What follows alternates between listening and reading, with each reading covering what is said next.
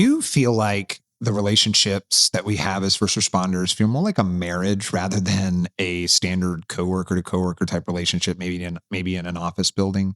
Well, I can say that I think it's very close to a marriage more than we care to admit, because I think a lot of the core tenets that are required to be successful in our profession are translatable to not only marriage and close personal relationships outside of work, but also within the job that we hold. Because, what really is at the root and the core of a strong, healthy relationship is trust, integrity, is having the same goals and aspirations that we're all going to, respect, loyalty, all these different things, right? Communication, one big one. And if we don't have those and there's breakdowns in these different core important things, we see a breakdown and a ultimate disintegration of the partnership and the crew dynamic, which has a trickle effect to the patients and the missions that we serve.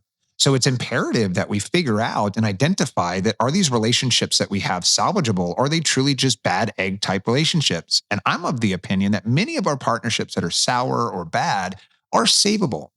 We just don't maybe know how to execute on the next steps in order to save our relationships that we have as partners so that we can have a good work-life balance. So I'm going to take a deep dive with you on a particular relationship and partnership that I have that I think is a good example that exemplifies all of this in this episode of the podcast, where I went from toxic relationship all the way to best friend and a brotherhood that I never expected to come out of this toxicity. Thanks for joining us on this episode of the podcast.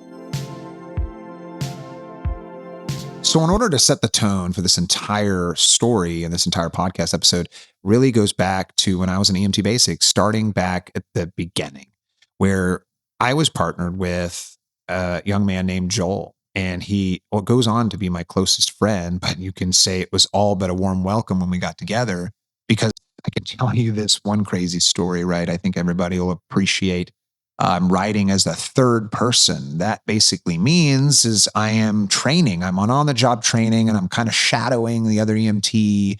And who am I shadowing? Well, Joel and his partner at the time. And little did I know that I was going to be placed with him later. But this is our introduction. I'm taking a glucose, right? Checking the finger, putting the blood onto the glucometer strip. And I had the great idea to accidentally have it bend backwards and flick blood in Joel's eye.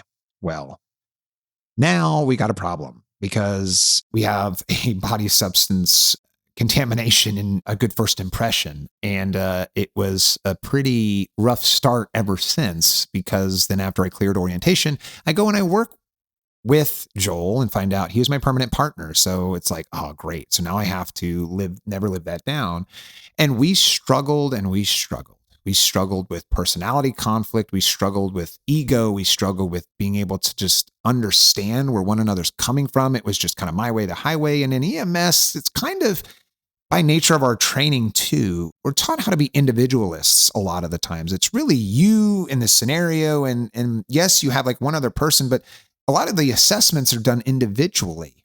And so therefore you're thinking by yourself with silent partners or partners that don't exist as a way to just kind of pretend. However, that creates kind of a little bit of a problem, because then we think very individualistically and not maybe open to other ideas. And then you're like, well, I'm a higher level paramedic and this is a lower level EMT. What can they possibly have to offer? And then of course the liability and the responsibility that comes with being a paramedic, right? Being a paramedic is now you're giving medications and you're doing far higher level and riskier interventions and riskier things that can lead to ultimately bad consequences, could lead to death or disability if we do these things wrong. So as a new, young, early 20s paramedic, you're freaked out that you're going to mess up and you don't need some new lopsided EMT messing it up for you. And so there's this now kind of headbutting that transpires with this new young EMT and this new young paramedic.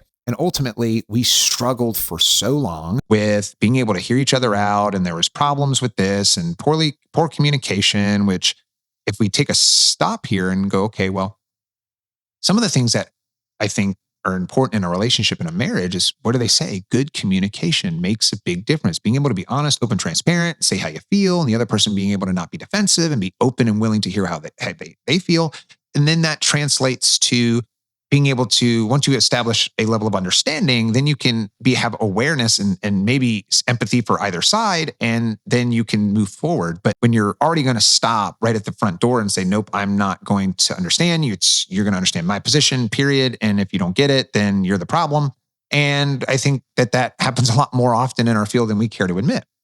And so with that being said, now we're at a problem. We're at a juncture in the road here. We're at a fork in the road. And it's rather concerning, because how do you do appropriate patient care, and you take care of the patients, and you take care of the mission that we're called to do, when you're having this internal conflict? And the answer is you can't. Now, I will say what was really interesting about our dynamic is when it came to the mission, we could somehow muster up enough good behavior, get along with each other to a point where we can be very highly surgical and highly effective team.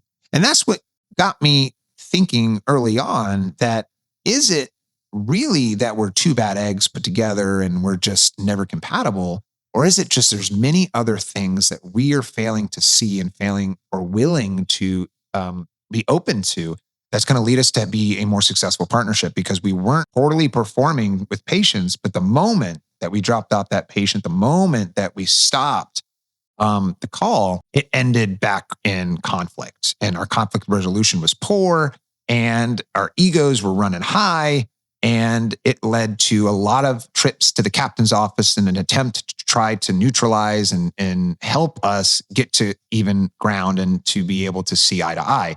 And I can tell you, for the longest time, it never happened. We never saw eye to eye. And we were always fighting all the time. And it made coming to work get to a point where it was so miserable, we both decided to see other people, right? Grass is greener on the other side, so they would say. No, that's not true, right? So we go off into our own different, areas, switch trucks, switch locations within the agency and the county, and come to find out that we have this realization that it isn't really all sunshine and rainbows there either, that our problems followed us, right? So I think a lot of us out there in the first responder world can relate to that. But in a marriage setting, in a relationship setting, if you just go, well, this relationship's bad, I'm going to go move over here, it may not be the right idea, because your part that you take with you, or the part that you added to the issue that you contributed, goes with you, right? All the problems do not disintegrate and go away the moment you say, all right, I'm going on to other things, I'm going to go to the other greener pastures. Well, you may eliminate what that other person was contributing to the conflict, to the difficult situation, but you cannot remove the part that you played. That's the part that we really need to emphasize, because if we don't take accountability for the part that we play in some of these bad relationships or difficulty in getting along, and we're never going to find a place where we feel fully satisfied. We'll go to the next place, the next station, the next crew, and only find out that my problems may also not be my contributions to the last relationship is now causing pollution to this one. So once we get to that point, we can then now go, okay, I play a role, no matter how big or how small, in how this relationship is going. Again, this is not saying for those relationships that are truly just bad and there's really no way around them. But if we're going to assume that most of these relationships are fixable, then we have to come to it with a position of humility and say, all right, I bring something to this that's causing a problem. And I got to sit back and do an introspect. I got to dig deep and say, okay, what am I doing? Am I just immediately being defensive the moment somebody says something critiquing or criticizing, and I'm not allowing them to just say, hey, I've noticed some things that are wrong with what you're doing, or I've noticed some things that need to be improved, and you don't like to hear that because your ego won't let you, because I'm the greatest thing since sliced bread, and you can't admit where you need work, and you can accept constructive criticism, then you start to butt back, and that causes conflict. And so if you recognize the parts that you play in this particular relationship, crew, whatever type of configuration that you are in within the first responder world, you'll find that things will begin to shift. And understanding is huge, right? If you can learn from a posture of, I'm not trying to win. And that was the other thing. We wanted to win. We wanted to win. It was win, be right. I want to be right. I want to be the one who has the answers, because that's how training taught us, right? We need to have the answers. We're the ones with the solutions. And so now you're in this kind of juxtaposition, right? And so now, as we fast forward in this story, we notice that I wanted a different shift that got me off on a different time, and so did he. And somehow we slipped past management and supervision, because leadership for sure wouldn't have let us come back together, but somehow we ended up back together. And I can tell you that something shifted. We approached things differently. We seem to have been more matured by that time apart, that time, and you realize that grass wasn't greener on the other side. Some problems still existed. You still butt heads with that other person because you still had problems that were unresolved. And so that really causes you to have to look into yourself and say, how am I contributing to this partnership? How can I make it better? How can I take that first step? And then that comes down to who's going to play this. We're playing this game of chicken. Who's going to be the first one to yield and say, you know what? I don't want to fight.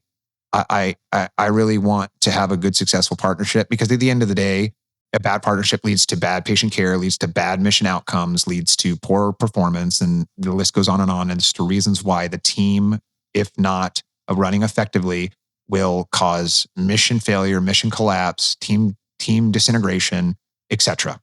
Right? So now, with all that kind of laid out as the foundation, we have to start looking into all these different things as to why. So maybe we can fix it and right the ship.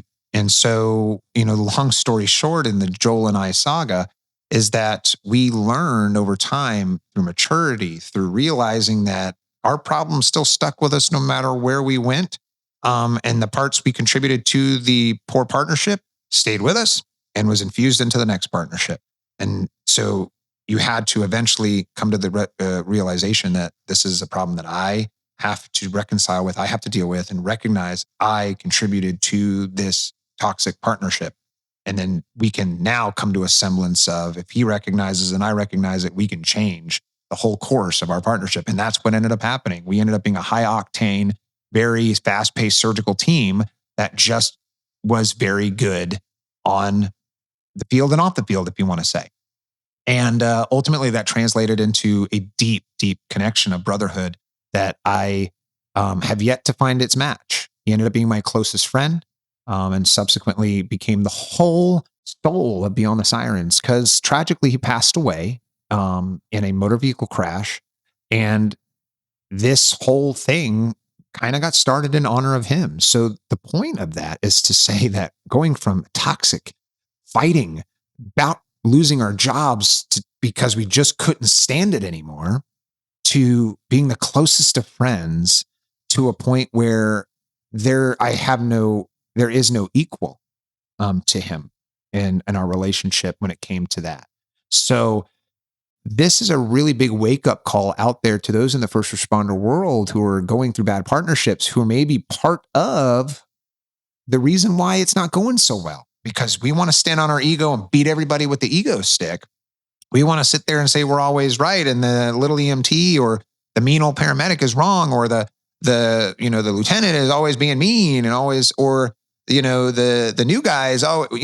It's always easy to just point the finger and blame and say, well, this person or that person. But there is a part that we are playing. Am I not being willing to understand? Am I not being willing to be humble enough and say, screw being right? I want to understand why. That's more important to me. And it took me all this time to come to that conclusion. And all of us, I think, some semblance struggle with the ego, struggle with that, especially when we're first coming into the field. And so I challenge you today. I challenge all of you out there who are having difficult partnerships, difficult crews. Find maybe a common ground. Try to see what part we're playing. Is it the way I'm approaching it? Is my tone? Is it the way I'm acting? Do I not care anymore? And I'm just kind of walking around like I don't care. And that's just only inflaming the problem. Find maybe a pathway to reach each other, and then maybe you can reconcile. Because I think that having good teams is incredibly imperative and important. And we already are stressed so thin in the first responder world when it comes to overworked, overcalls, just mandatory overtimes, burnout, all of that is already plaguing us. And so the last thing we need is to turn on each other. We need to be united and a united front as a team and a crew so that we can effectively take care of those out there who need us. Because unfortunately, no matter how much we want to be recognized for the stuff that we are not getting in this exchange as first responders, the patients and those people who call upon us don't care, nor should they have to care about our circumstances when it comes to our personal conflicts and things like that. Like they are calling because they have that right, and we are there to help them. So it just comes down to we have to be more willing to work on our problems, deal with our own stuff in our backyard so that we can be a successful team, a successful crew, and ultimately that leads to a successful mission. So with that being said, ladies and gentlemen, this is your wake-up call. If you're contributing to a toxic culture in your fire department, a toxic culture in your unit, your team, whatever have you, you have the ability to make that first step to change. And we have the ability to reconcile with our team and our partners. And some of it may not even be because of your partner. You may be burnt out. You may be having personal problems at home. You may be having all these other things that are going on that have nothing to do with your partner, or maybe your partner is just slightly irritating you, but it's becoming worse because we have all of these things that are stacking on each other. So we need to identify what is causing our struggles, what is causing the conflict, so we can fix it, so we can be a better team. And you never know, you may get a lifelong friend out of it because you've decided to take the high road and not stick with your ego, stick with being right, and always needing to have the last word. It doesn't matter if you sound like the smartest guy in the room. It matters if we're an effective team and we're on the same wavelength so that we can perform. Because that's all that matters. That's all the patients care about. That's all they need, is for us to be out there performing and for us to be out there doing our best work as the best solid unit we can be. So, ladies and gentlemen, take care of each other, take care of your partners, take care of your crew, because at the end of the day, that's all we have standing in between us and the danger. So again, guys, like, comment, subscribe, notification bell. We want you to be involved. We want you to get more updates on what's coming because we got a lot of topics. We don't shy away from talking about the hard stuff. We don't shy away from talking about what needs to be talked about. We don't care. We need to take, in order to change and be a better version of ourselves, we have to take our skeletons out of the closet, look at it in the mirror, no matter how ugly or grotesque it may be, right? We have to be willing to stare at the ugly in the face, to know that has to change. We can't hide it. We can't sweep under the rug because it's always going to be there to haunt us and follow us. And so we must be better. In order to be better, we have to be willing to confront these things head on. That is what Flight Medic Barry is all about. That is what we do. We confront the difficult topics so that we can change, be better, and look out for each other better. See you all on the next one.